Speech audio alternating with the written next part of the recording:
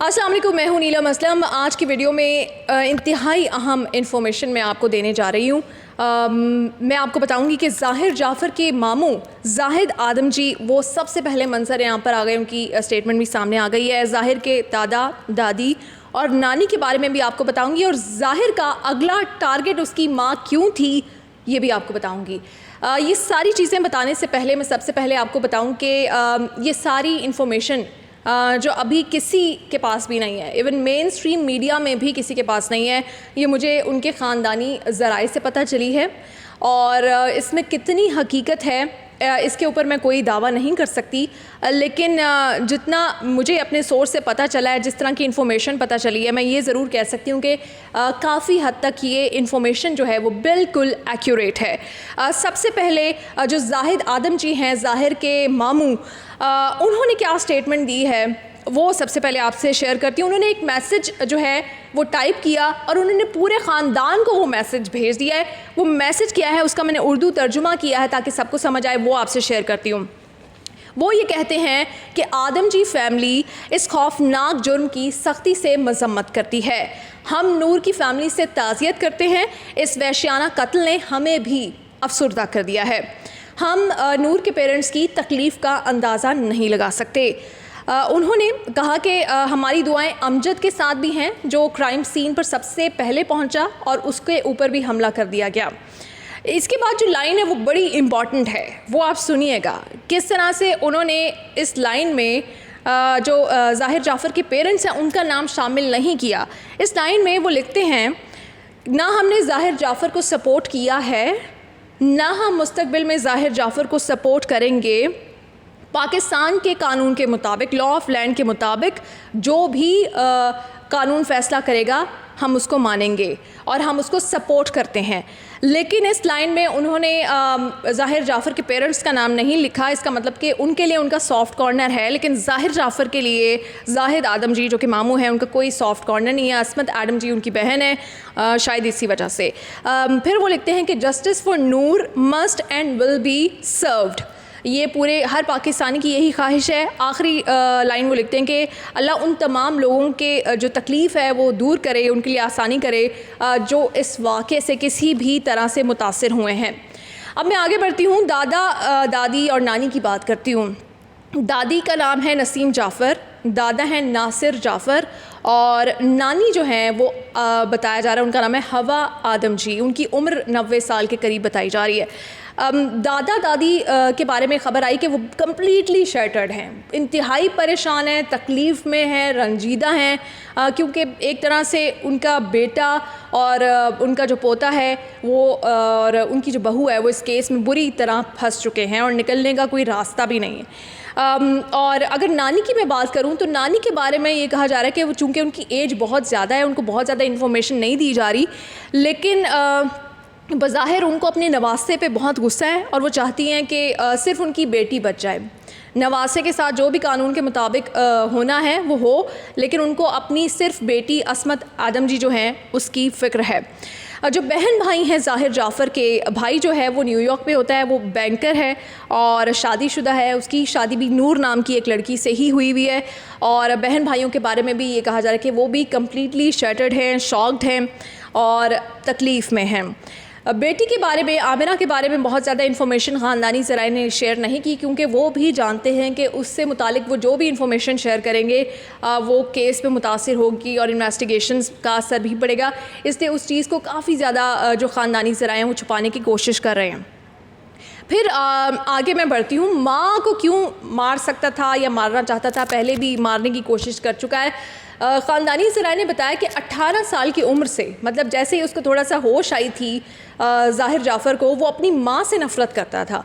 अपनी माँ से क्यों नफ़रत करता था? उसकी वजह सबसे बड़ी ये थी कि उसकी माँ को उसकी एक्टिविटीज़ नज़र आती थी और ये रिहैब में भेजना, ये क्रेडिट कार्ड्स लेना जो है ये सारा माँ करती थी। जो वालिद है उसकी तरफ से फुल आज़ादी थी ज़ाहिर जाफ़र को, लेकिन माँ उसके ऊपर थोड़ा सा चेक एंड बैलेंस रखती थी। और यूके में मैं आपको बता दूं कि यूके में पता नहीं चल रहा था और पाकिस्तानी गवर्नमेंट ने तो अभी इन्फॉर्मेशन मांगी है, आहिस्ता आहिस्ता मिलेगी। यूके में जो इसने जिनसी हमला किया था इस दरिंदे ने, वो अपनी मेड पे किया था। जी हाँ। और आई होप कि वो रिपोर्ट हुआ हो और माँ के ऊपर भी इसने हमला किया था। उसके बाद फिर ये पाकिस्तान आ गया था। और आपको एक और इन्फॉर्मेशन बता दूं कि आपको काफ़ी ज़राए से ये इन्फॉर्मेशन पता चली होगी कि इसने काफ़ी लोगों से ये बात की थी कि अपने पेरेंट्स को अगर मार दे तो कितनी इसको रकम मिलेगी, जायदाद मिलेगी, कैसे बचेगा। लेकिन ख़ानदानी ज़रा ये बता रहे हैं कि अपने पेरेंट्स नहीं बल्कि अपनी माँ को मारने की ये प्लानिंग कर रहा था। और इसने नीम बेहोशी की हालत में, जब इंसान ड्रिंक कर लेता बहुत ज़्यादा या ड्रग्स के ज़ेर असर होता है, तो उसमें इसने अपने आसपास कई लोगों को बारहा कहा कि अगर मैं अपनी माँ को मार दूँ तो मैं कितनी जायदाद इनहेरिट करूँगा उनकी तरफ से, क्योंकि उनकी भी एक बड़ी अच्छी स्टेबल फैमिली है। फिर ये सारी इन्फॉर्मेशन मेरे पास आई थी। मैंने सोचा कि मैं आपको बता दूं। ज़ाहिर जाफ़र की अपने कज़न्स वग़ैरह से इतनी दोस्ती नहीं थी, क्योंकि एक तो ये कि सब डिफरेंट कंट्रीज़ में रहते हैं और फिर ये वैसे भी इसकी ज़्यादा बनती नहीं थी उनके साथ। ज़ाहिर जाफ़र के बारे में यही बता रहे हैं कि ख़ानदान में कोई बहुत ज़्यादा अंडरस्टैंडिंग नहीं थी इसकी अपने कज़न्स के साथ। और जो इन वालिदा हैं अस्मत आदम जी, उनके बारे में यही बताया जा रहा है कि ये ख़ानदानी ज़राए कह रहे हैं कि अगर ये नूर को मार के बच जाता है, इसने अपनी माँ को मारना ही है किसी ना किसी दिन, क्योंकि वो नफ़रत करता है। अब ये उसकी वालिदा जो हैं वो बेहतर बता सकती हैं और ख़ानदान के करीबी लोग बेहतर बता सकते हैं कि इसमें और क्या क्या फ़ैक्टर्स इन्वॉल्व हैं। एक और मैं बात आपको बता दूं कि अस्मत आदम जी की ज़ाकिर जाफ़र से ये दूसरी शादी है। पहली शादी से उनकी कोई औलाद नहीं थी। ये सारे बच्चे ज़ाकिर जाफ़र के हैं, लेकिन अस्मत आदम जी की ये दूसरी शादी है। बाकी जो बहन भाई हैं वो बताया जा रहा है कि वो थोड़े से नॉर्मल हैं, वो ऐसे नहीं हैं और यही जो है वो बिगड़ा हुआ था, स्पॉइल्ड ब्रैट था। उनके बारे में ऐसी कोई इन्फॉर्मेशन, उन्होंने कोई ऐसी बात नहीं की कि उनमें कोई बुराई है। और शायद उनकी ज़िंदगी को देख के लगता भी है, जैसे भाई है वो सेटल्ड है, न्यूयॉर्क में है, शादी भी कर ली, एक नॉर्मल ज़िंदगी गुजार है। इसी तरह कज़न्स भी नॉर्मल ज़िंदगी गुजारे हैं। सिर्फ ये वो वाहिद शख्स है जो कि प्रॉब्लमेटिक था और इसने अब पूरे ख़ानदान के लिए प्रॉब्लम जो है वो खड़ी कर दी है।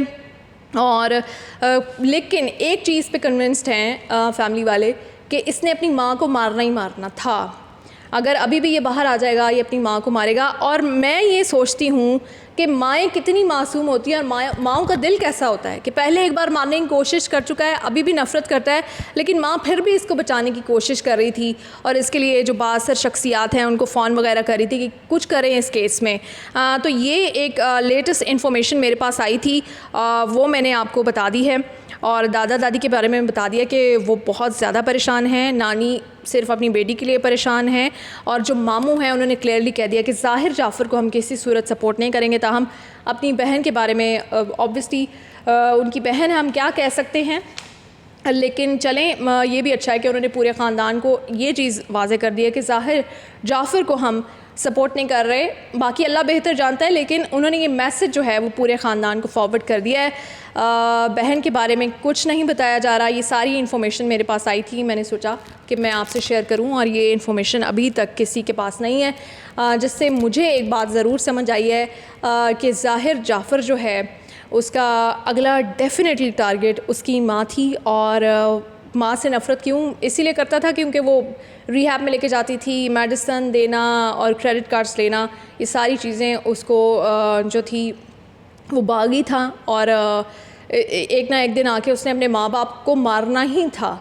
अभी कम से कम माँ बाप जेल गए हैं, उस बेटे को बचाने की कोशिश कर रहे हैं जो कि उनके बारे में भी उनसे भी सिंसियर नहीं था। लेकिन आई होप कि अब उनको जेल में थोड़ी सी समझ आएगी कि उनका बेटा जो है वो कितना वहशी दरिंदा है और बाकियों के साथ तो जो किया उसने सो किया, अपने माँ बाप को भी वो ले डूबा है। मैंने सोचा मैं आपसे ये इन्फॉर्मेशन शेयर करूँ। Thank you.